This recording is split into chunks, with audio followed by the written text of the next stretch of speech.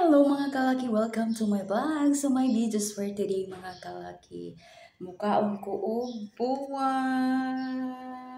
So kanin mga kalaki kay naadyo ko na hinumduman ani mga kalaki. Kay ako tatay mo ko mga kalaki.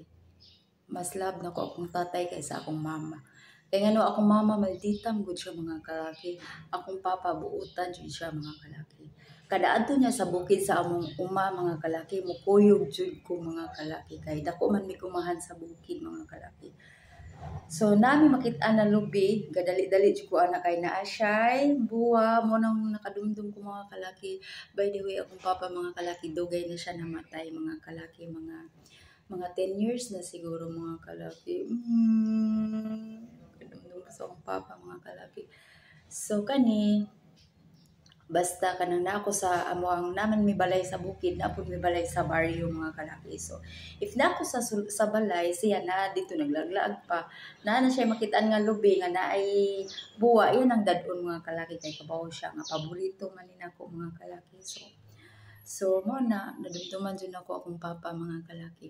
Pero love pod nako akong mama mga kalaki, di ba? So gitagaan ko ani karon ni Nanay Mercy namin na maligya diri sa bilya og lubi, mga gulay. So kabaw jud si Nanay Mercy nga paborito ni nako. Sa iya ko gidad-an ni mga kalaki.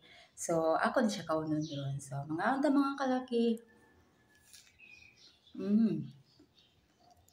Lamig siya.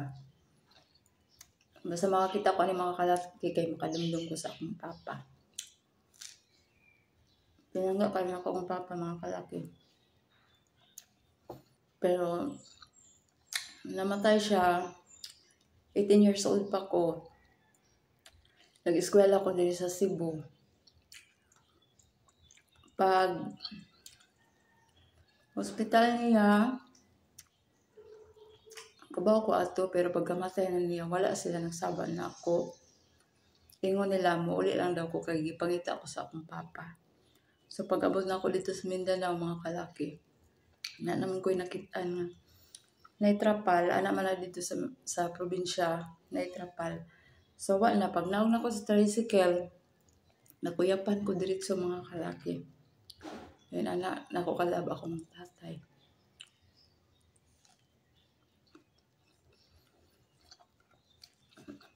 Salamat mga kalaki, hope na-enjoy mo sa akong video. Shout out ko sa akong mga followers. Salamat sa inyong always nga pagsuporta nako. Always nga pag-like and share sa akong mga video, sa akong mga igsuon. Shout out ninyo tanan diha. Love tamo tanan. Thank you mga kalaki. God bless to all.